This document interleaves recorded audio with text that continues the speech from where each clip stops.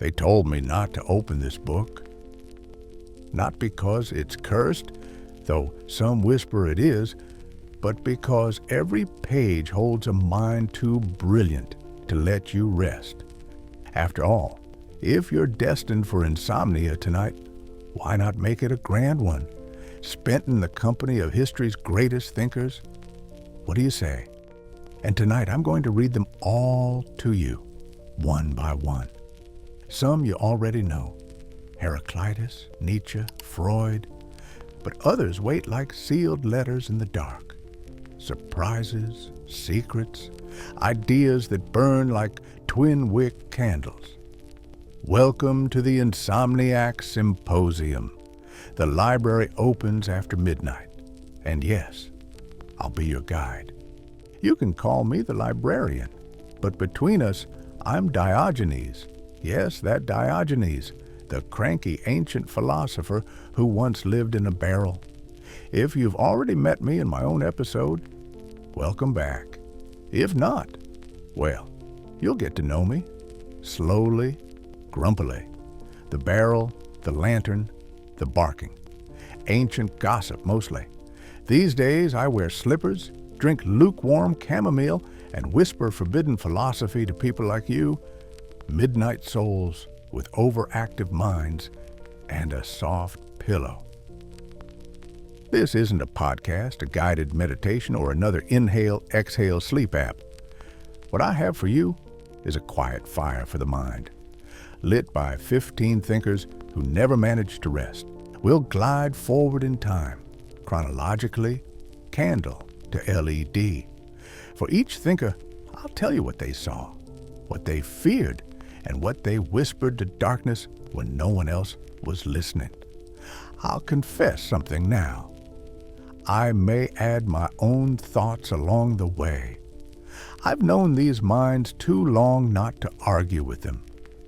Oh, and while we're at it, I'll be assigning each of them a score. Completely arbitrary, deeply personal, and absolutely irrelevant, making it the most honest scale I've ever used. 10 means I'd share my lantern with them. 1 means I'd probably steal their blanket. Feel free to post your own rankings in the comments. Let's find out whether you and I could share the same barrel or need separate ones. But this isn't just history. Tonight, you'll hear ideas that still echo through social feeds, therapy sessions, and sleepless thoughts at 2:43 a.m. These thinkers questioned everything: power, truth, love, time, even dreams. And whether we like it or not, they shaped the world you're trying to fall asleep in. Still with me? If this midnight wandering suits you, feel free to tap like, maybe even subscribe, and whisper where in the world you're losing sleep. I savor every nocturnal confession.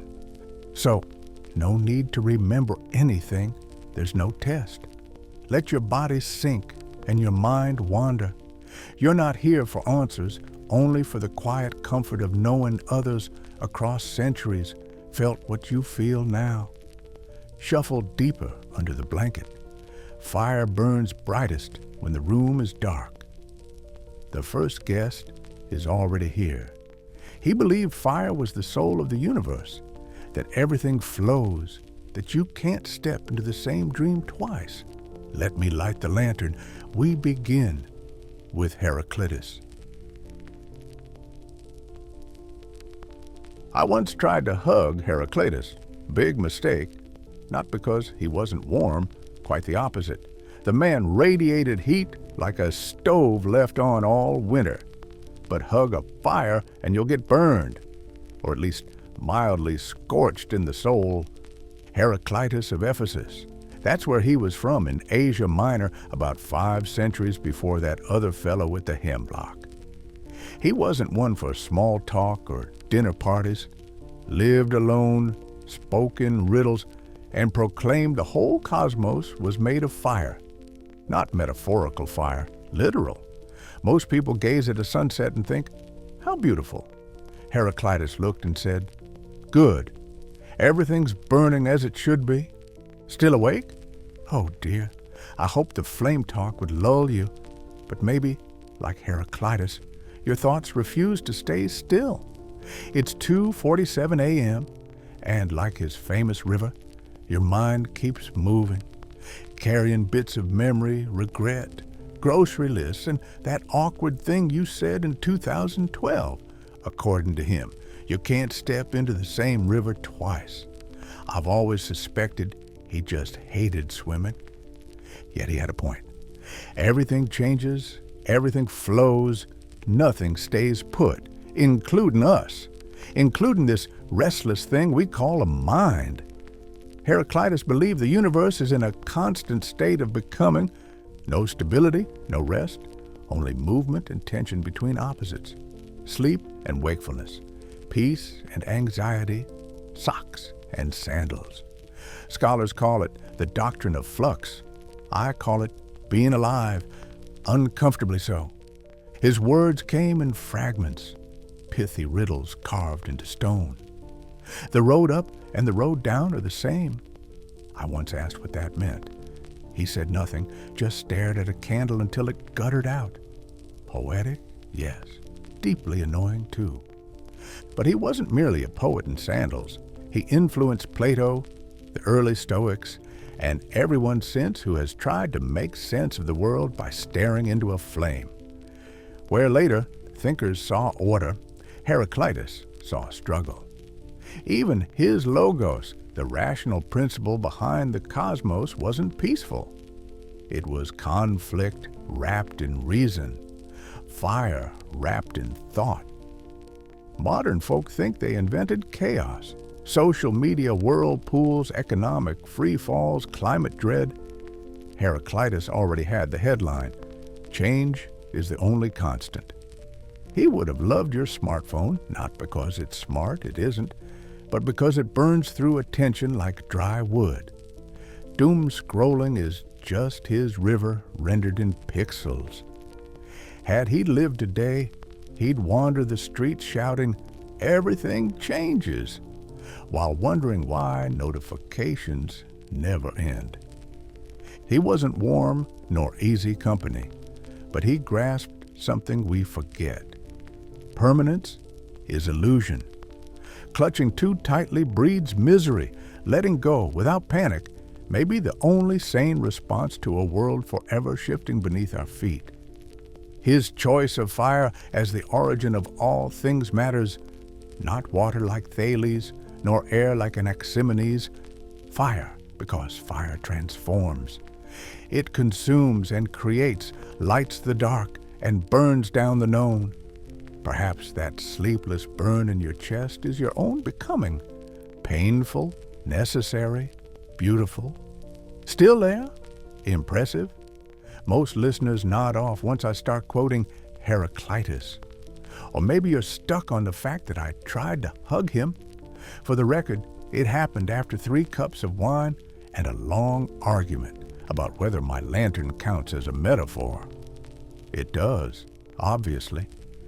He thought most people sleepwalk through life, mistaking surfaces for truth. That's why he retreated to the hills, grumbling about ignorance and tending his fires, a bit like me, minus the barrel and plus better hair. Wisdom, he said, can't be taught.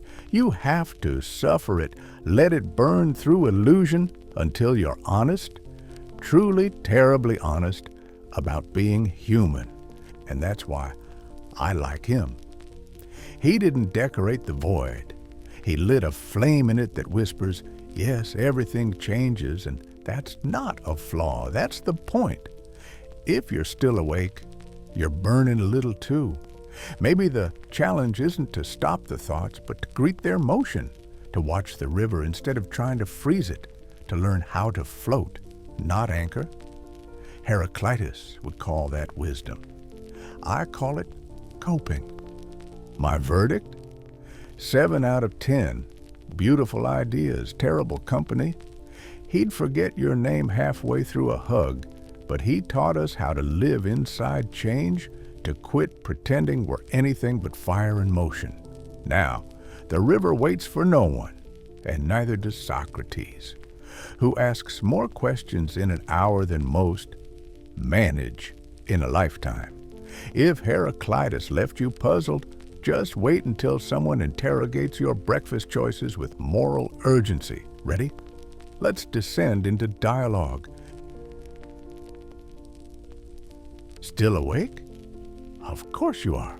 Who could sleep when questions keep pacing the corridor of the mind like stray dogs? Our second philosopher tonight is Socrates, Athens, 5th century BCE, the age of marble temples, public orators, and a city trying to decide what freedom means while fighting a war it keeps losing. In that feverish dusk, you find one barefoot figure, nose like an eagle's beak, eyes set a little too wide apart, stopping strangers with a gentle, "Tell me, friend," and never letting them go until dawn. He was born around 470 BCE to Sophroniscus, a modest stonemason, and Phanerete, a midwife. It suits the legend. His father shaped marble, his mother delivered bodies, and Socrates spent his life shaping and delivering thoughts. He served as a hoplite at Potidaea and Delium, fought bravely, saved the life of Alcibiades, yet he boasted of none of it. Instead, he prowled the agora, claiming he knew nothing. The Delphic oracle had called him the wisest man in Greece. His response? Prove the oracle wrong, one conversation at a time, by exposing how little everyone knew about justice, courage, love, and the good life. His weapon was the elenchus, a cross-examination gentle at first, merciless by the end. He would ask what you thought courage was, coax a tidy definition, then twist each clause until it contradicted the next. Before you realized, your sturdy belief lay dismembered at your feet, and Socrates would smile, half apologetic, half delighted, like a surgeon who has located the tumor. He claimed a daimonion. A quiet inner voice warned him whenever he strayed from the path of truth. Critics heard only insolence. Friends heard conscience. Either way, the voice never said what was right, only what was wrong. The perfect soundtrack for insomniacs who know what keeps them awake, but not what will let them rest. His major idea? The unexamined life is not worth living. Knowledge begins with admitting ignorance. Wisdom is a horizon you approach by destroying assumptions brick by brick. Sleep, he might have said, is the moment you stop pretending you know yourself and start listening to the riddle inside. Like Heraclitus's river, thought flows. Socrates made us wade in it until the mud cleared or the current knocked us flat. Modern parallels? Picture a group chat at midnight. Someone asks a simple question. What even is happiness? And within minutes, the thread fractures into sub-threads on brain chemistry, capitalism, yoga retreats, serotonin supplements, and whether buying plants counts as self-care. That's Socratic dialogue, reborn in pixels, relentless, tangential, half exhilarating, half exhausting. Therapy speaks Socrates whenever it asks, and why do you believe that? Podcasts imitate him when hosts dismantle an expert certainty by drilling one layer deeper. Even our anxiety is Socratic, interrogation without end. Yet Socrates himself lived simply. No shoes, no salary, no manuscript. He drank moderately, mocked luxury, and endured the gossip that he corrupted youths like Plato and Xenophon, though what he really corrupted was their complacency. Athens tolerated him until war fatigue, plague memories, and generational panic sought a scapegoat. In 399 BCE, he was charged with impiety and corrupting the young. Offered exile, he refused.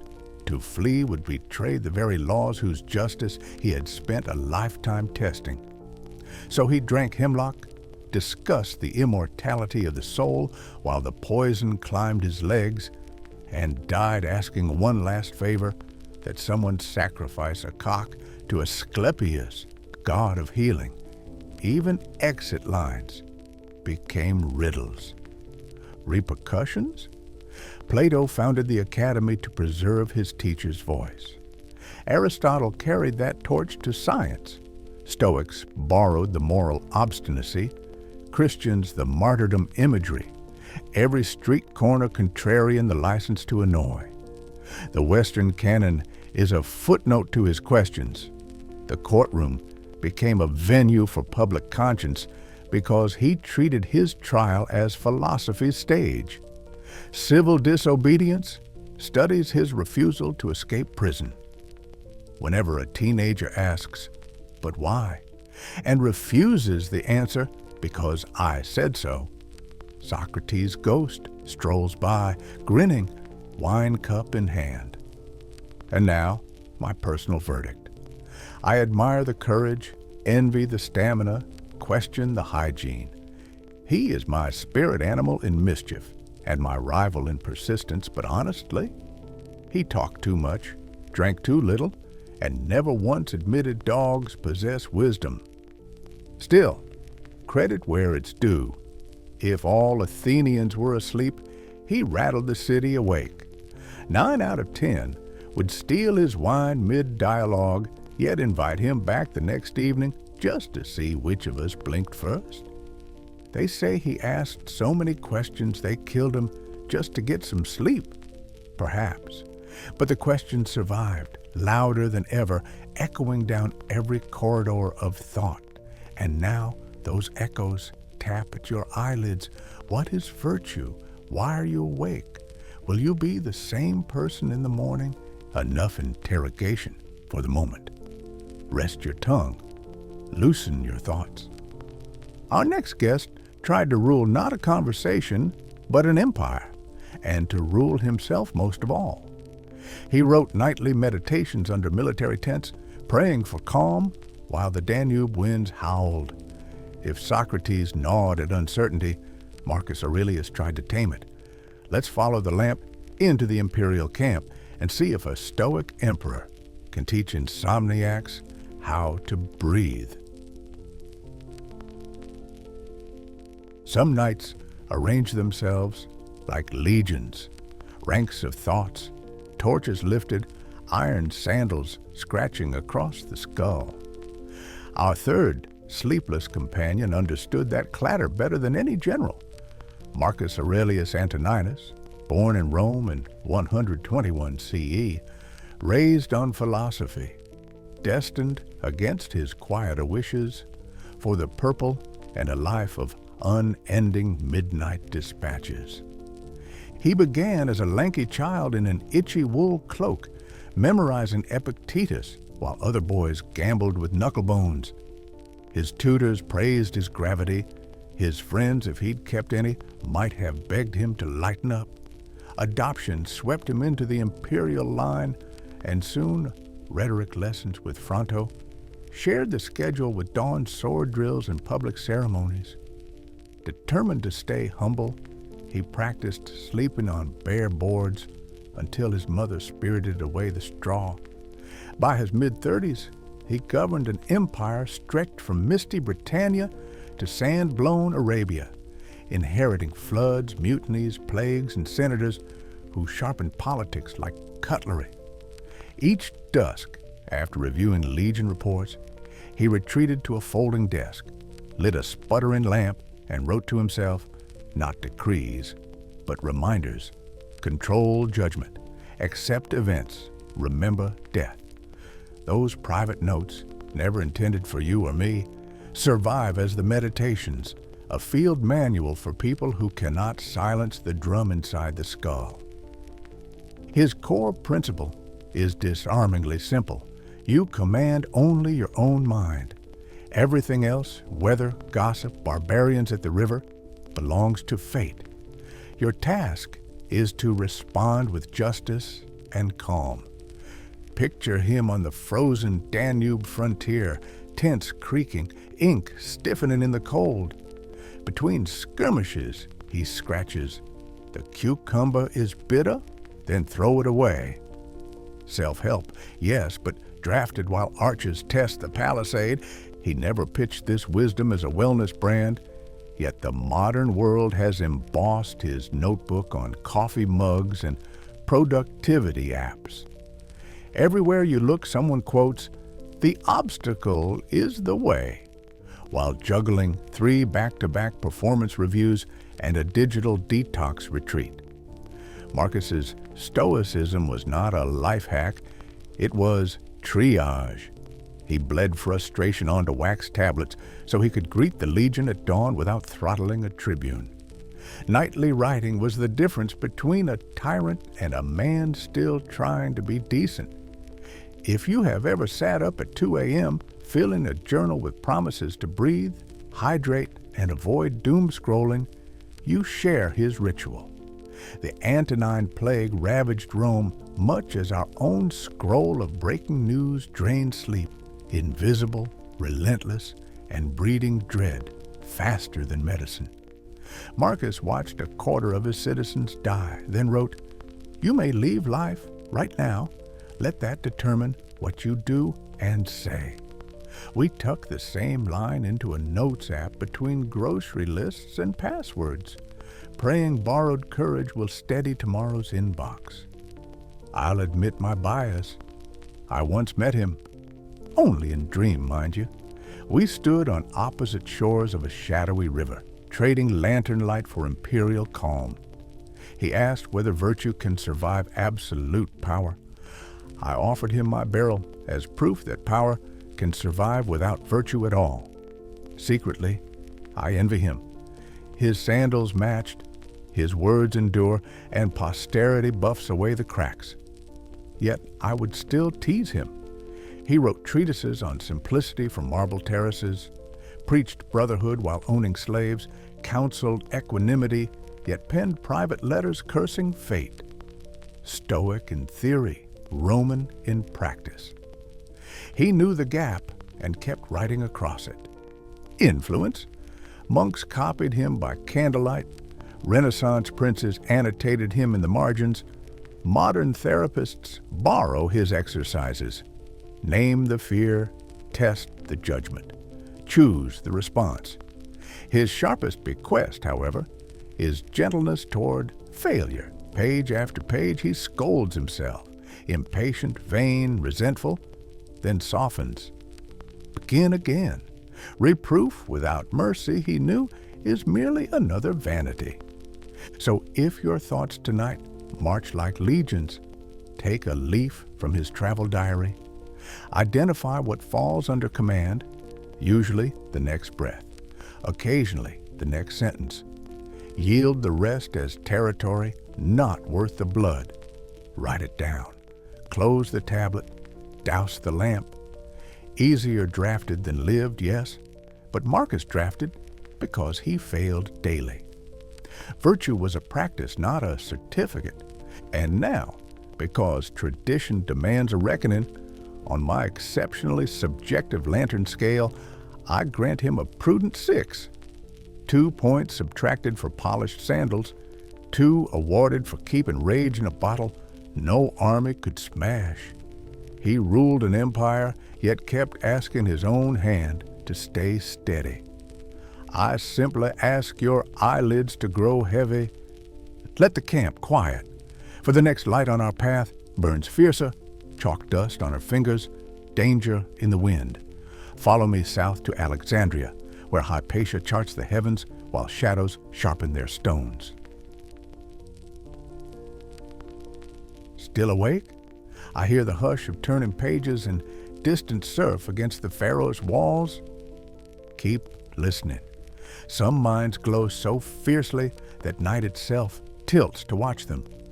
Our fourth companion is one of those minds. Her name is Hypatia, and if starlight had decided to solve equations, it would have borrowed her voice. Imagine Alexandria around 400 CE. Marble colonnades, papyrus stalls, debates drifting from porticos like incense. The Royal Library's scrolls still number in the hundreds of thousands, though a few storerooms already smell of smoke.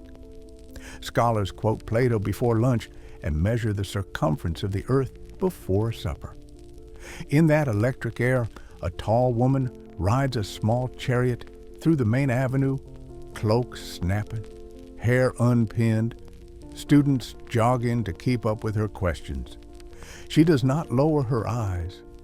Alexandria lifts its own. Hypatia was born circa 355 CE to Theon, last known director of the museum. He taught her arithmetic as lullaby, geometry as morning prayer, and astronomy as evening hymn. She exceeded him before 20. By 30, she lectured in the Great Hall on conic sections, ellipses, parabolas, hyperbolas, showing how a slice through a cone could predict a planet's dance. Governors, bishops, and ship captains came for clarity and left with homework. When a young admirer wrote her a sugary ode, she handed him a bloodied menstrual cloth and said, "This is what you love." The poem withered, her reputation sharpened. Her guiding conviction was that truth is mathematical music. She refined Ptolemy's astronomical tables, invented a brass hydrometer to test liquid densities, improved the astrolabe so sailors could steer by logic, not blind hope. She told pupils that to measure the heavens was to polish the mirror of the soul. At night, she and her circle gathered on the roof, charting lunar motion across desert air so clear you could taste salt from the harbor. Sleep came late, gently, satisfied by numbers. Yet the city beneath that beauty trembled. Rome's grip loosened, rival creeds fought for pulpits, and political factions hunted scapegoats. Prefect Orestes prized Hypatia's counsel. Bishop Cyril coveted influence over him. Sermons hinted she wielded sorcery. In spring 415, a mob, monks, zealots, opportunists, blocked her chariot, dragged her into a church, stripped her, and flayed her with pottery shards. They burned her limbs in the Caesarium as if fire could erase the shape of her thoughts. If the story feels distant, look closer. Women in science still publish under initials, still navigate harassment disguised as critique, still watch credit drift to louder voices. Each time an algorithm fails to recognize a female researcher's citation history, Hypatia's ghost turns a page in the darkness. Each time a brilliant postdoctoral fellow leaves academia after hearing 5 variations of "you're intimidating," chalk dust rises again in the nave. I, Diogenes, admit weakness.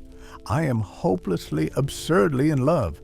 How could a barrel dweller resist someone who could calculate the curve of a crescent moon and still laugh at bad metaphors? In a dream, I showed her my lantern. She measured its circumference, corrected my estimate, then asked why I bothered chasing honesty if I already lived inside it. I had no answer. My beard blushed. She noted the angle of my embarrassment and sketched a proof of its inevitability. If Heraclitus was fire, she was refracted light, cool, precise, revealing. Her influence refused to die. Students like Synesius carried her instruments to Cyrene. Later, Muslim astronomers refined astrolabes on her principles. Medieval copyists whispered her name between psalms. Suffragettes quoted her to heckle complacent professors. Whenever a girl points a homemade telescope at Jupiter and sees 4 moons skipping around a gas giant, Hypatia's chalk hand steadies the tube. Diogenes' take, 10 out of 10. Utter devotion. Quiet love, beard still blushing, the cynic silenced like a schoolboy. I loved her, of course, quietly, like any good cynic watching a goddess doing geometry. They murdered brilliance with oyster shells, but ideas slip every net. Let the mob keep the ashes, the sky keeps her equations. Turn your gaze north. Another prisoner writes by torchlight, weaving consolation while iron clinks outside his cell. Boethius waits, chains on wrists, Latin on tongue, hope on a thread. Follow me into the echo that is his night. I hear the scrape of iron across stone, the echo a heart makes when it realizes the world has turned the key. Somewhere in that corridor sits a man whose body is caged, but whose sentences still pace freely 2 millennia later. His Roman name is long, Anicius Manlius Severinus Boethius, yet history remembers him by one soft word, consolation. He arrived on Earth in 480, last flicker of a senatorial line that once set calendars for an empire. By 30, he could translate Aristotle before breakfast, compose treatises on music by noon, and unpack theology over supper. He promised to rescue Greek learning from the collapsing West, the way a librarian might sprint into a burning archive and fling books through the window. Unfortunately, politics pulled the latter away. False charges of treason landed him in a dank Ostrogothic cell near Pavia, winter of 524. There, with ankles chained and no library but his memory, despair pressed so hard he almost drowned. Then he tells us a tall woman appeared, Lady Philosophy, robes dusty from neglect, eyes stern as geometry. She scolded his self-pity and urged him to write. Wax tablets became lifelines. Night after night, he chiseled prose and verse until they fused into the Consolation of Philosophy, a dialogue that sets grief opposite reason and lets them wrestle till dawn. The core lesson spirals round a turning wheel. Fortune lifts and drops without warning. Cling to her rim and you spin till sickness. True stability lives at the hub, in mind, virtue, contemplation of the eternal. Remember that when insomnia straps you to a merry-go-round of what-ifs. Boethius reminds us the ride may spin, but the center holds. Picture him under a dripping arch, rats nosing papyrus scraps, composing Latin hexameters on Providence while a guard yawns outside. He manages lines like, "Nothing is miserable unless you think it so," then pauses to shake numb fingers back to life. Self-help forged in frost and imminent beheading. No wonder the Middle Ages copied it more than any book except Scripture. If you recognize this ritual, late-night journaling, reasoning your pulse back to rhythm, you're walking his corridor. Modern feeds overflow with gratitude lists, cognitive reframing apps, mindful breathing on subscription. He did it by candle stub, audience of one, and his paragraphs outlived kingdoms. Every manifesto penned behind bars owes him a debt. Thomas More read him in the Tower. Nelson Mandela carried him on Robben Island. Anyone who writes to keep the dark from swallowing sense joins his quiet guild. The ink of the imprisoned thickens but never dries. Now, allow me a barrel dweller's confession. I admire his elegance, the silk of his Latin, the iron in his resolve, but part of me twitches at the theatrical gloom. Hand me sunshine, stray dogs, public honesty over cloistered tragedy. Yet even I must tip my lantern. He wrestled despair onto parchment and pinned it with meter. That earns respect. Press me for a rating and I'll sigh, stroke my beard and answer a wry 5 out of 10. Dramatic, yes, too fond of metaphysical embroidery, but taste, unquestionable. Most folks scribble diaries to cope. He produced a classic, while the executioner waited in the hall. So, what's the lullaby he leaves us? If fortune spins, let it. Grip your judgment, not the wheel. Sing if you must, argue if you can. When the watch passes and the cell of your mind clangs shut, write until the bars blur and Lady Philosophy glides in, adjusts your posture, and reminds you no external night can eclipse an internal dawn. They took his body at dawn. His song stayed awake. He wrote the greatest consolation while waiting to die. Respect. The torch sputters low now. Somewhere far from stone corridors, a man in Amsterdam polishes lenses, excommunicated but serene. He sees God in the curve of a glass and joy in an axiom. Come, Spinoza waits, and geometry breathes. Still awake. The night feels different over Amsterdam. Canals hush, fog kisses glass panes, and somewhere in a modest attic, a lens grinder shapes starlight into meaning. Our sixth wanderer tonight is Baruch Spinoza, born 1632, son of Sephardic exiles, merchant turned heretic, philosopher who polished dust into clarity while the world called him dangerous for being too calm. He grew up speaking Portuguese at home, Hebrew in the synagogue, Dutch in the street, and Latin with tutors after hours.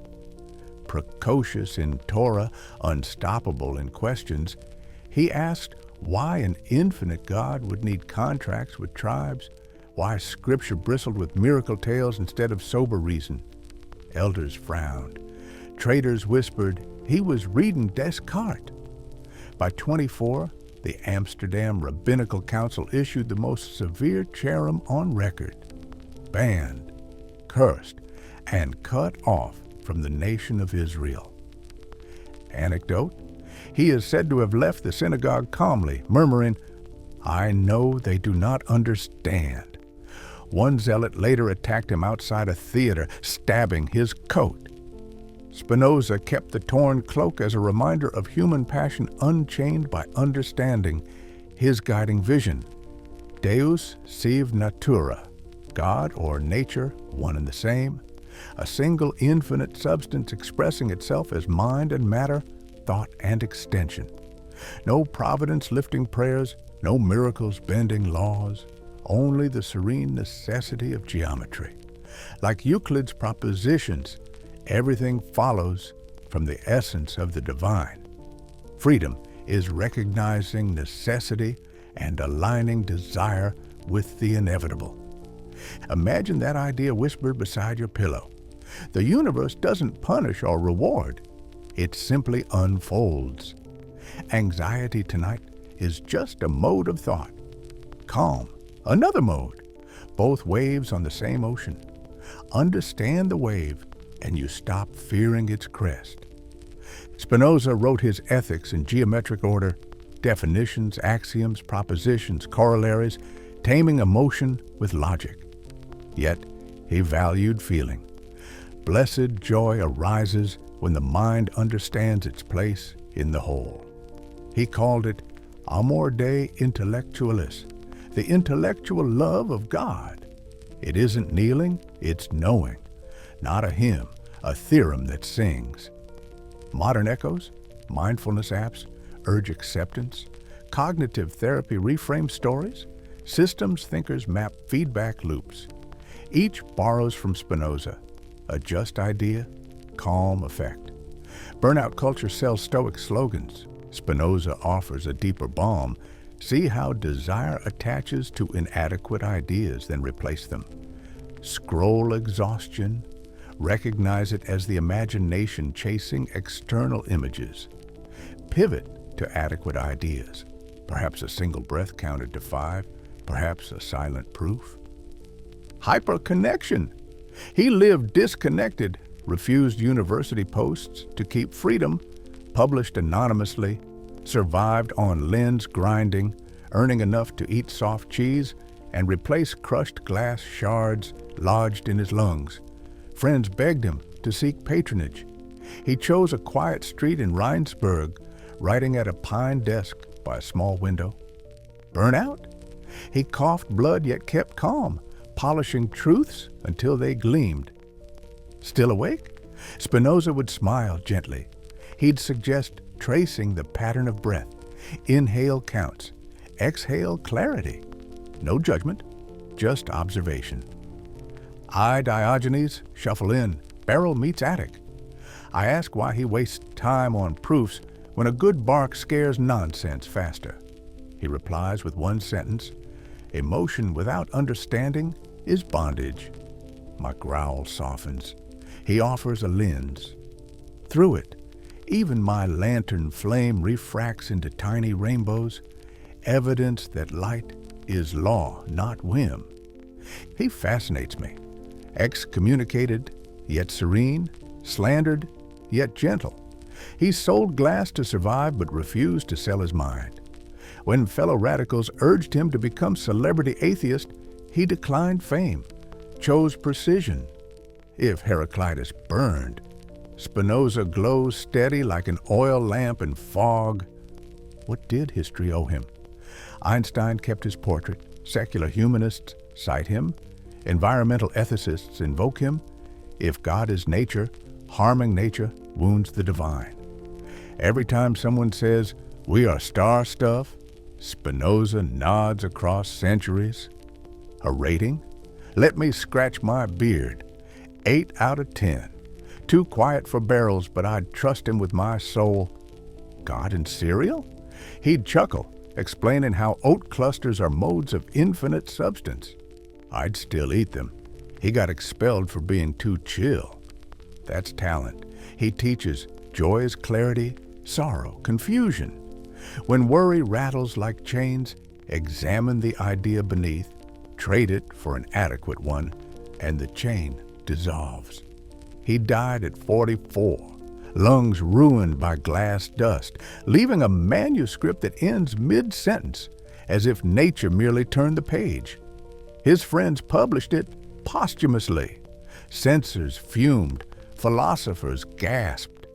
The quiet man changed metaphysics, while everyone else argued over miracles.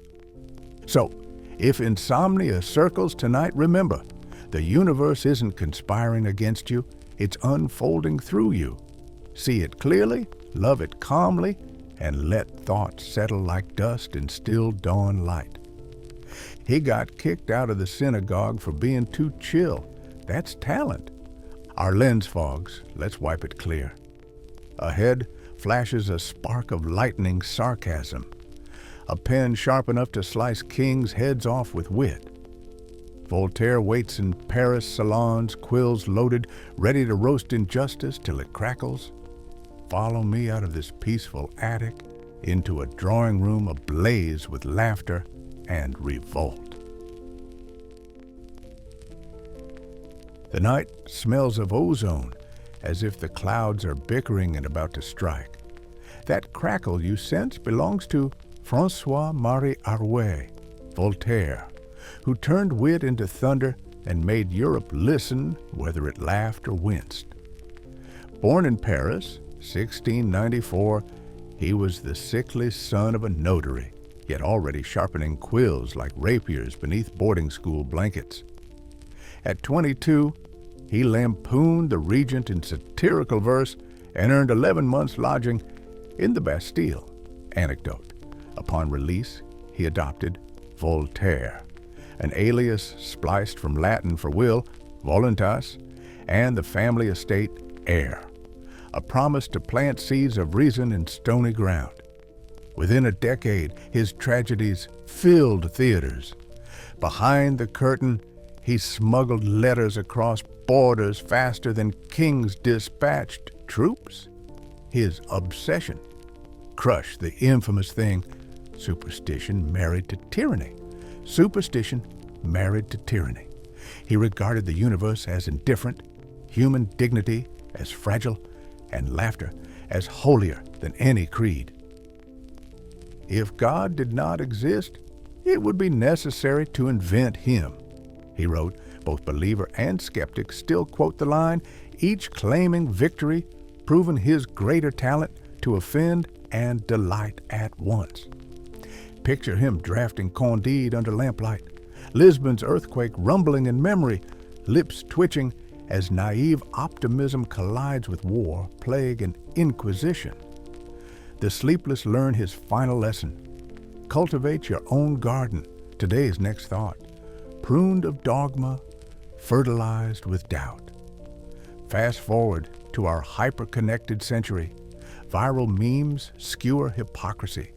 Late-night monologues topple idols. Investigative comics blend jokes with subpoenas. Every punchline traces lineage to Voltaire's salons, where laughter carried hidden daggers. Doom scrolling? He would diagnose it as the old appetite for scandal dressed in blue light. Burnout? He retired to Fernie to farm the arable land of reason, yet produced pamphlets faster than influencers post stories. Hyperconnection? He exchanged 20,000 letters, Europe's first subtweet thread, replying within days while editing tragedies and lobbying monarchs for judicial reform. But let's polish the mirror further.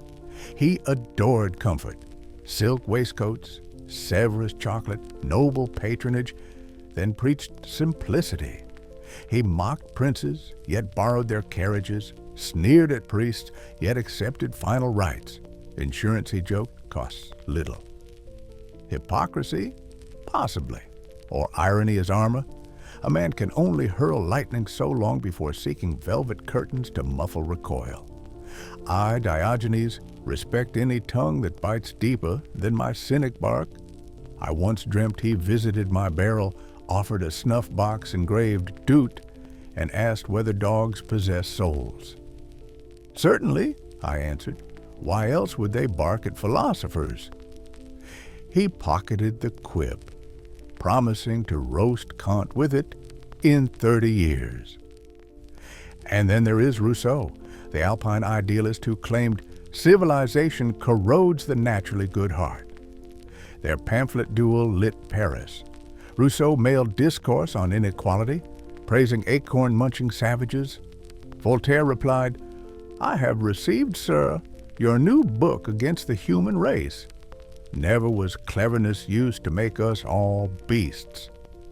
He imagined Rousseau crawling on all fours and offered medical help. Rousseau retorted that Voltaire loved salons more than sincerity. Progress or purity? Velvet settee or acorn diet? The quarrel echoes whenever someone quits social media for a cabin or live streams a mindfulness retreat. Satire keeps civilization honest, but nostalgia keeps cynics employed. And his impact was tangible. He defended Jean Calas, a Protestant hanged on false charges. His pamphlets rattled magistrates until they reversed the verdict. Encyclopedists borrowed his crystalline style. Revolutionaries inhaled his intolerance for intolerance. Each time a comedian dismantles conspiracy with a punchline, Voltaire's monocle glints approval across centuries. Now, my thoroughly subjective barrel-side verdict, 9 out of 10. Quicksilver mind, wig begging to be stolen, and a pen sharp enough to unseat 2 kings between courses. He roasted Rousseau so hard, Rousseau moved to the woods. Lightning fades. Thunder rolls toward the horizon. Ahead waits a darker violin, mourning yet mesmerizing. Arthur Schopenhauer strokes a loyal dog, composing despair elegant enough to hum. Follow me into the minor key and discover how pain, handled properly, can almost sing. Still awake? I thought the darkness might soothe you. Yet here you are, ears tuned to the low cello of existence. That instrument belongs to Arthur Schopenhauer, born 1788, raised among merchant chandeliers and thunderous domestic quarrels. Destined to compose philosophy, in a minor key. Picture him, young Arthur, 10 years old, forced by his father to tour Europe so he might see misery and learn commerce. He saw beggars in Naples, sailors dumped into storms, plague carts in Marseille. Commerce slipped his grasp, misery stayed. By 28, he unveiled a brick-thick book, The World as Will and Representation, and declared the universe a blind urge gnawing its own tail. University reviewers yawned. He sighed, petted his poodle Atman, and predicted posterity would understand. His master idea circles one bleak lighthouse. Beneath appearances lies will, an endless, aimless striving that births galaxies, oak trees, and your 3 a.m. craving for cookies. Consciousness is mere theater. Backstage, the will howls. Happiness, brief intermission. Peace, the moment desire pauses between inhalation and the next hungry note. He offered 2 exits: aesthetic rapture, losing oneself in art, and compassion, the rare miracle where one will recognizes itself in another's suffering and softens. Insomniacs know his rhythm. The will jolts you awake with unfinished tasks, distant regrets, phantom futures. You stare at the ceiling. Will stares back. Schopenhauer would suggest listening to a slow Mozart adagio until perception floats free of craving. That hush before applause is his glimpse of salvation. Modern parallels flood every timeline. Burnout culture glamorizes exhaustion. He calls it will devouring its own slaves. Doom scrolling? The will feeding on novelty, chewing pixels, sad core playlists, black and white Instagram quotes, misery made aesthetic, is pure Schopenhauer, suffering repackaged as velvet wallpaper so we can bear the room. Even therapy borrows him. Naming desire exposes its leash. Cut it shorter, suffer less. He adored dogs, claiming they love without metaphysics. He hated optimism, calling it a sugar coat over splinters. He lectured at the same hour as Hegel on purpose, betting students would choose clarity over grand jargon. Hegel's hall overflowed, Arthur's echoed. He canceled class, stormed home, wrote an essay equating professors with paralyzed frogs twitching in galvanic experiments. Let me step in. Diogenes, barrel ambassador, I applaud any man who kept a loaded pistol on his desk to remind myself I am free. Dramatic, but efficient. I once dreamt we shared wine. He complained life is pain. I complained wine was too sweet. We bonded over cynicism. His poodle barked approval. I teased, you have will, I have fleas.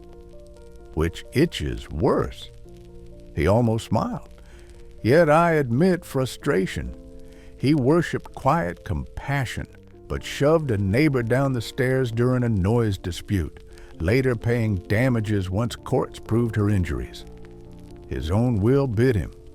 Still, his prose glints like ice under moonlight, clear, cold, undeniable. Read a paragraph and you feel the temperature drop. Finish a chapter and your heartbeat matches winter waves.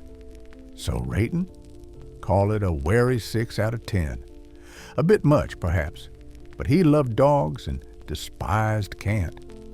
I respect anyone who makes misery sound elegant, like a violin practicing scales while the house next door burns. He made misery sound elegant, like a violin playing while you scroll sad quotes. Let the bow rest. Ahead waits a man whose mind ticks like clockwork, arranging a duty into syllogisms. Kant stands at the doorway, punctual as sunrise, smelling faintly of ink and precision. Follow me from minor chords into metronome regularity. Listen closely. Somewhere a metronome clicks, precise as frost on a window. That ticking belongs to Immanuel Kant, born 1724, in Königsberg, a city so flat he claimed he could see eternity from his attic, provided he scheduled the gaze. As a child, he measured his homework by candle drips. As a professor, he walked the same route every afternoon at exactly 5, so punctual that townsfolk set their clocks by his hat passing the bakery. Anecdote: only once did he skip the walk upon reading Rousseau's Emile because he said, "I must sit down and think." The city's dinner ran late that evening. Kant's grand design was to rescue reason from both dogmatic slumber and skeptic despair. His critique of pure reason claims the mind doesn't merely mirror reality, it shapes it like spectacles you can't remove. Space and time, lenses, causality, a recipe your brain adds to raw data. What we know is not the thing in itself, but phenomena structured by categories we carry like secret architects. Insomniacs encounter this nightly. You stare into darkness, project shapes, summon footsteps that aren't there. Kant says, the projector is you, synthetic a priori conditions painting order where chaos might be. Comforting? Maybe. Disturbing? Certainly. The world outside mind is unknowable noumenon, silent as unvisited dreams. Modern parallel? Algorithms curate experience just as categories curate perception.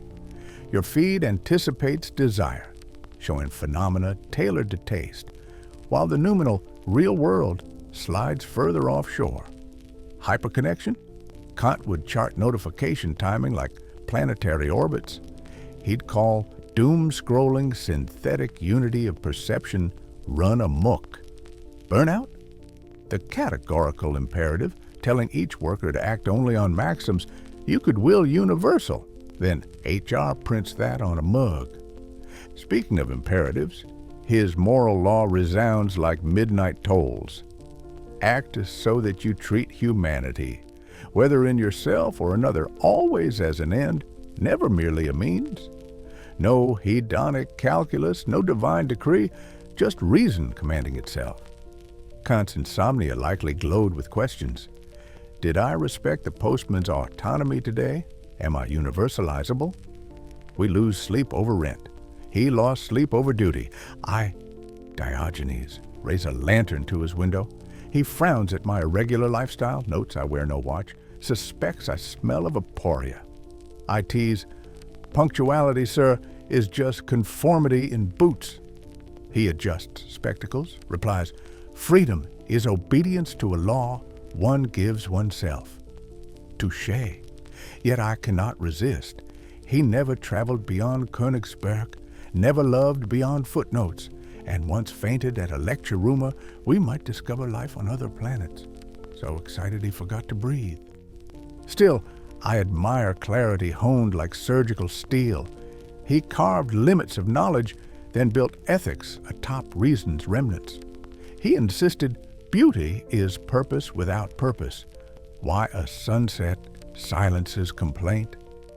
He likened enlightenment to emerging from self-imposed immaturity. I shout that from my barrel every market day, but people throw olives. Flaws? He wrote volumes on perpetual peace, but never visited a battlefront. Posited universal hospitality, yet judged cultures from travelers' gossip. He smelled of punctuality, starch, ink, cautious cologne. So chalk me down as a grudging 4 out of 10. 2 square. Probably smelled like punctuality. Yet I can't deny the precision of his mind's architecture. He woke up every day at 5 sharp. I'm allergic to that discipline. But if you seek relief from insomniac chaos, Kant offers a lullaby of categories. Time flows, space extends, reason legislates. Nestle beneath those laws, and maybe the ticking metronome becomes cradle rhythm. He woke at 5, I hit snooze. He mapped the mind, I roam it barefoot. Together we keep you awake just a little longer. Metronome fades, dawn's beard glimmers. Ahead trudges a barefoot mystic who abandoned wealth to chase truth in fields. Leo Tolstoy, sage with the beard, waiting by a samovar. Let's leave Königsberg's clock tower for Russian pine air and see whether simplicity truly sets the mind to rest. A thin dawn creeps across the steppe, pale as unmilked tea. Listen, horse hooves far off, peasants rousing, a samovar beginning its song. Into that hush strides Leo Tolstoy, beard like winter wheat, eyes bright as frost, endlessly searching for a truth simple enough to live by and big enough to cover the world. He arrived in 1828 on the family estate of Yasnaya Polyana, lush meadows, serfs tilling, tutors reciting French verbs. By 20, he gambled away a fortune, fought in the Crimean trenches, felt cannonballs shriek over Sevastopol, then decided words could capture war better than victory parades. Anecdote: he once paused mid-duel prep because a sparrow landed on his pistol. He spared the rival, fearing the bird had judged him. Tolstoy's idea: life's meaning hides in daily acts of honest labor and humble love. After War and Peace and Anna Karenina, novels so vast they warp bookshelves. He denounced artifice, donned peasant clothes, scythed hay, preached nonviolence decades before Gandhi quoted him. He claimed true faith required renouncing luxury, property, even copyrights. He surrendered royalties, yet publishers kept printing because truth sells. For insomniacs, his quest mirrors night thoughts. Strip ambition, sift worries, search for one solid beam to build dawn upon. He wrote that happiness is wanting what you have. The will rebels, yet the line rings gentle like post-rain sunlight. Modern parallels? Minimalist influencers praise decluttering. Tolstoy burned early drafts and slept on wooden planks. Digital detox gurus flee notifications. He abandoned Moscow salons for rooster dawn chores. Burnout? He called boredom the desire for desires, diagnosing modern angst a century early. Hyperconnection? He corresponded with global radicals, yet yearned for silence in birch groves, an analog inbox overflowing. I, Diogenes, visited him in a dream. He offered black bread, I offered olives. He asked if virtue demands poverty. I answered, I've never owned more than a lantern, so perhaps yes. He smiled, beard catching crumbs, and chopped wood until calluses bled philosophy. Flaws? He preached chastity, but confessed youthful brothels and agonizing diaries. He scolded family for opulence while accepting their tea. When disciples camped on his lawn, he fled home at 82, dying on a railway bench, seeking quiet too late. His will and weakness wrestled under that grand beard. Rate him? 8 out of 10. Finally, someone whose beard actually means something. He left everything to live simply. I never owned anything to begin with.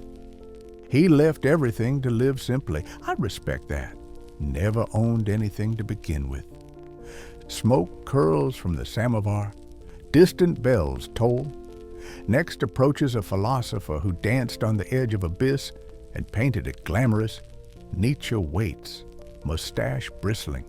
Ideas spiraling. Follow me from grain fields to mountain cliffs where eternal return echoes like yodels and thunder. Still awake? No surprise. There's a thunder in the mountains tonight. Hoofbeats of a god who may be missing. Echoes of a flute you're not sure you hear.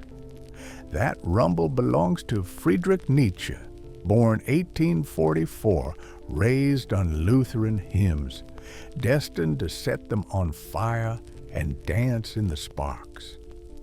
He grew up a precocious pastor's son, devouring Greek tragedies, composing piano pieces that frightened classmates. Anecdote: at 24, he became the youngest chair of classical philology at Basel, then quit a decade later, wandering Alps with migraines, a notebook, and the conviction that philosophy should be written like music scored for storms. Nietzsche's keystone idea: will to power, life as creative force craving expansion, not survival. Morality, he said, is often resignation disguised as virtue. True health erupts in Übermensch, a human who shapes values instead of kneeling before inherited ones. Eternal return completes the trifecta. Imagine living your life again, endlessly. Would you rejoice or despair? If despair, change course now. Insomnia echoes his abyss. You stare into darkness, it stares back. Nietzsche warns, stare long enough and you risk becoming the abyss, unless you learn to waltz on its rim. He prescribes art, laughter, self-overcoming, turn anguish into choreography. His own nights filled with throat-tightening pain and bursts of lyric courage. Without music, life would be a mistake. Modern parallels swirl, self-reinvention seminars, gym slogans about beast mode, influencers quoting, "What does not kill me?" over protein shakes. Yet Nietzsche hated herd slogans. He wanted solitary metamorphosis. Doom scrolling? He'd call it resentment, envy curdling in thumbs, burnout, a symptom of values not chosen but inherited from office clocks. He'd advise forging a schedule that sings your tune, even if off-tempo to society's march. I, Diogenes, met him in a dream halfway up Zarathustra's mountain. He brandished a hammer, said he was testing idols for hollowness. I offered him my lantern. He laughed, called it daylight in miniature. We traded jokes about Socrates' ugliness and agreed pity is a trap. He kept the hammer. I kept the light. Flaws? He scorned comfort, yet longed for friendship. Preached cheer, yet collapsed into loneliness. Sister Elizabeth twisted his later notes into nationalist pamphlets. He lay mute after a breakdown, unaware. Still, his early pages pulse with volcanic honesty. Every sentence risks explosion. Reading him at 3 a.m. feels like sipping lightning. So tally me at 7 out of 10. Intense, but I want him on my apocalypse team. He stared into the abyss so long he started decorating it. He stared into the abyss so long he started decorating it. Thunder recedes, dream fades. Ahead waits a bearded doctor who believes your nightmares have footnotes. Freud adjusts his couch, pen ready. Follow me from mountain thunder to Viennese parquet, where the unconscious whispers under velvet drapes. Still awake? Of course you are. The night is a theater, and your mind has just raised the red velvet curtain. Welcome to Vienna's most infamous couch, where Sigmund Freud sits poised with a notebook, listening for slips, jokes, and murmurs beneath your breathing. Born in 1856 in Moravia, young Freud dissected eels to find their missing testicles. Early proof he'd never trust appearances.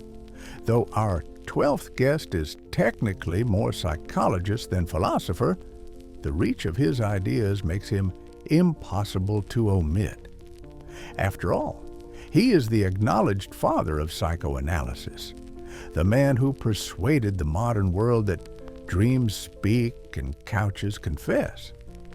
He later swapped scalpel for syllable, declaring the psyche a layered city, conscious boulevards on top, unconscious catacombs beneath. Anecdote: he kept a jar of cocaine on his desk and once mailed samples to friends labeled "my magical powder." He would later regret that enthusiasm, but never quit probing hidden appetites. Freud's central insight: dreams, slips, neuroses, all traced to repressed wishes. The unconscious is a clever playwright, disguising desire as symbol to bypass the censor of waking propriety. Analyze the script, liberate the wish, ease the symptom. He offered a talking cure. No leeches, no electroshocks, just words, excavating words. Imagine insomnia as the id tugging your sleeve saying, "Hear me." Freud invites you to lie down and speak until daylight unknots the tug. Modern mirror, therapy apps, trauma hashtags, Jungian meme pages, TikTok analysts, decoding body language, all grandchildren of his couch. Doom scrolling, a compulsion loop, half pleasure, half punishment, beloved by the id, rationalized by the ego. Burnout, superego flogging ego until the id rebels with exhaustion. Hyperconnection, the unconscious now tweets typos as Freudian slips, reaction gifts as displaced aggression. Still with me? Freud would ask when your insomnia began, then trace it to a childhood cat that vanished the night before school tests. I, Diogenes, saunter in, barrel parked by the divan. He peers at my lantern, posits it's a phallic symbol. I retort it's just light. He smiles. Sometimes a lantern is just a lantern. We spar over dreams. He says they all mask wish fulfillment. I counter some are merely digestion arguing with cheese. He notes my cynic bark hides unacknowledged tenderness. I bark louder. Flaws? He over-sexualized umbrellas, ignored female perspectives, trashed colleagues who disagreed. He clung to theories even when data trembled. Yet courage radiates in his insistence that shame no longer rule inquiry. He cracked the psyche open like a walnut, found chaos, and still called it science. Call it a tempered 6 out of 10. He is the father of psychoanalysis, after all, but still a bit too enamored of words and fees for my barefoot taste. Too much talk, not enough walking barefoot in the agora. But I'd recommend the couch to anyone whose mind chews itself at 3 a.m. He'd ask how your mother feels about this video and then charge you for the answer. Therapy session ends. The dream fades. A cafe door swings. Simone de Beauvoir sips black coffee, pages rustling. Let's follow the existential rebel who writes freedom into every sleepless dawn. The Paris night hums like distant traffic beneath rain, and a small brass bell above a cafe door jingles each time a new idea steps in. Sitting by the steamed-up window is Simone de Beauvoir, philosopher, novelist, itinerant thinker, stirring black coffee that will never cool because questions keep it boiling. She was born in 1908 to a bankrupt aristocratic family, raised among velvet drapes and strict catechism until she discovered Sartre and cigarettes and declared freedom her true baptism. Anecdote. At 21, she ranked second in France's philosophy aggregation exam. First was Sartre, by a whisker. Legend says she congratulated him, lit another Gauloise, and began the longest intellectual partnership of the 20th century. Her core insight: existence precedes essence. We are not born with pre-packaged purpose. We weave meaning through choices, stitches, visible only in hindsight. The second sex pushed that axiom through gender. Woman is not a womb, nor a natural destiny, but becomes via social myth and internalized gaze. Freedom is therefore double-edged, exhilarating and terrifying, because you can neither blame biology nor hide behind dogma. Insomniacs feel this sting, Lying awake, you realize the scripts you follow, career ladder, family blueprint, curated feed, might be costumes someone else designed. Beauvoir whispers, tear them, tailor anew, but own the needle. She offers no lullaby, only the radical courtesy of honesty at 3 a.m. Modern parallels flood timelines. Empowerment workshops quoting, one is not born but rather becomes a woman. Gender-fluid teens editing pronouns. Productivity gurus preaching, design your life, while selling templates. Burnout? She'd call it bad faith. Flee in hard freedom by drowning in busyness. Doom scrolling? A flight from confronting self-authorship? The feed writes you instead. Hyperconnection? She shared diaries across continents, yet insisted experience is singular. No algorithm can average your anguish. Still with me? She would glance over her notebook margin and ask what you plan to do with the next hour of consciousness. I, Diogenes, shuffle beside her table. She eyes my barrel anecdotes, arches a brow. Freedom is uncomfortable, she says. I reply, so is wood in winter. We laugh. She asks if cynicism isn't another mask. I admit even barrels can become habits. She notes, confession is first liberty. She fascinates me, lecturing on Hegel at the Sorbonne by day, hitchhiking through Spain at night, editing existential journals, nursing hangovers, drafting love letters to half of Saint-Germain. She lived like a jazz riff, theme, variation, unexpected resolve. Yet she scraped truth from each detour. Travel diary becomes ethics of ambiguity. Affair becomes reflection on reciprocity. She taught that authenticity is not purity, but creative responsibility amid contingency. Critics charge contradictions.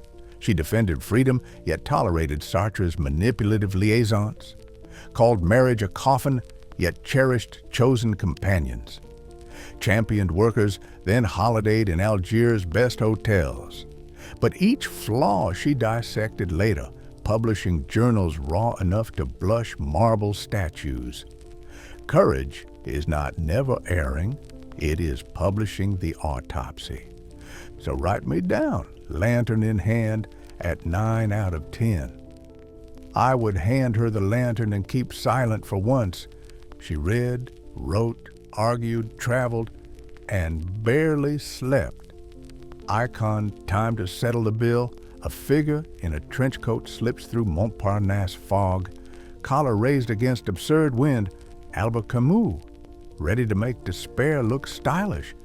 Follow me into the night where meaning plays hard to get, but the coat looks good. Still awake? The Mediterranean night carries a warm hush, but somewhere an engine revs, a cigarette tip glows, and an idea, cool as sea spray, refuses to sleep. Albert Camus leans against a cafe wall in Algiers, coat collar up, hands buried deep, listening to the absurd hum beneath the world's polite chatter. He was born in 1913 under blistering Algerian sun, father killed at the Marne, mother half-deaf, cleaning houses. Poor, bright, hungry for sunlight and sentences, he played goalkeeper. The perfect existential position, he'd joke, always alert, rarely in control. Anecdote, at 17, a tuberculosis attack nearly ended his lungs. Doctors ordered rest. He took up philosophy instead, strolling the piers to measure how much hope fits inside a compromised breath. Camus's axis, the absurd, the clash between human hunger for meaning and an indifferent universe. Picture Sisyphus pushing his rock. The gods call it punishment. Camus calls it freedom. When you accept the boulder, every step becomes your own rebellion. From that pivot, spin his works. The Stranger with its sun-dazed murder, the myth of Sisyphus. prescribing defiant joy, the plague turning epidemic into moral x-ray. Insomniacs know his mood. The room feels vast, purpose slips, yet heartbeat persists. Camus doesn't promise answers. He offers posture, shoulders back, eyes steady, humor intact.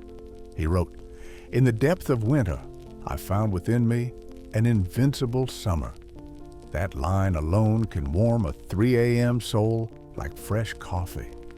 Modern echoes, burnout chic posts, photos of empty offices captioned "Absurd Monday." Pandemic diaries quote, "The plague to frame silent streets." Fashion brands market trench coats, Camus cool. Doom scrolling? He'd shrug. The news absurd, our compulsion doubly so, but read with lucidity, not despair. Hyperconnection? He maintained simultaneous dialogues with left-bank editors, Kabyle farmers, and Nobel committees, yet insisted on afternoon swims where no one could reach him. Still awake? He'd nod, pass an unfiltered cigarette, and ask whether your insomnia springs from bad faith or honest astonishment. I, Diogenes, join him under a flickering street lamp. He offers wine. I counter with olives. He says the world's indifference should not cancel tenderness. I reply barrels make fine podiums. He laughs, notes even cynics crave audience. We debate whether rebellion starts with truth or laughter. He claims both. His coat flaps like weary wings. My lantern hisses. I admit I admire a man who writes philosophical essays clear enough to read aloud on a beach. Contradictions.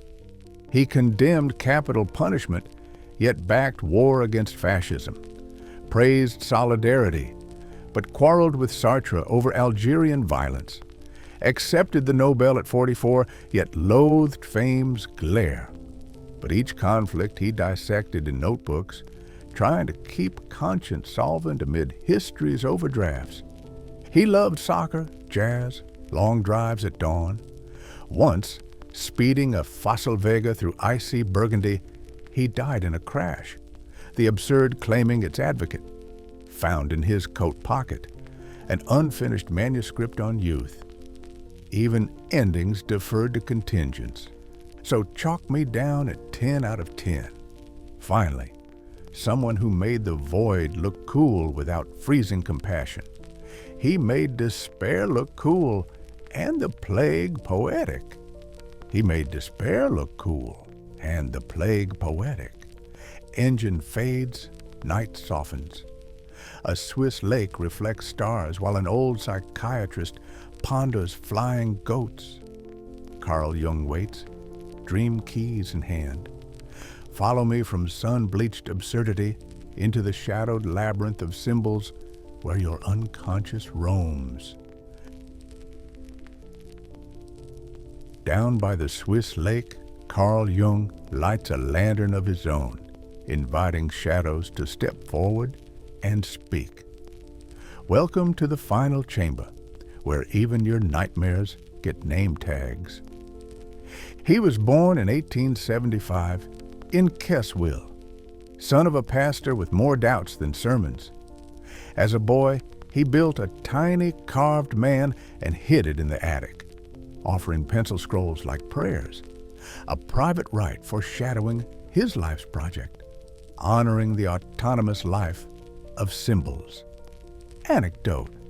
While serving Freud, he dreamed Freud's house crumbled to reveal ancient bones. Freud, uneasy, refused interpretation. Jung sensed the partnership's fracture. Jung's compass, individuation, the slow dance between conscious ego and vast unconscious, guided by archetypes, shadow, anima, wise old man, self. Dreams are postcards from psyches older than culture. Myths are collective memories. Salvation is not virtue, but integration. Meet your shadow, learn its tongue, and you walk taller in daylight. Insomniacs know that knock at 4 a.m. Images unsorted, faces half familiar. Jung asks you to sketch them, follow associations Mind gold from fear. He doesn't promise soft sleep, he promises richer waking. Modern parallels? Shadow work journals, MBTI memes, Marvel's hero arcs, Jungian frameworks everywhere. Therapy retreats conduct active imagination sessions. Video games layer heroes' journey loops. Corporate brands speak of collective narrative. Hyperconnection. Online fandoms build shared myth. He'd study them like fresh folklore. Burnout. A symptom of a split psyche. Ego-chasing persona, ignoring soul's winter. Still awake? He'd nod politely, suggest noting tonight's dominant color. Colors. Map moods. I, Diogenes, paddle up in a leaky barrel boat. He greets me with pipe smoke curling like question marks. I flash my lantern. He smiles. Ah, a portable Saul. I ask why he avoids my gaze since 1935.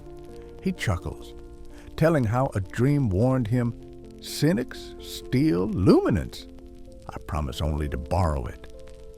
He invites me to toss olives into the lake and watch ripples form mandalas. Critiques?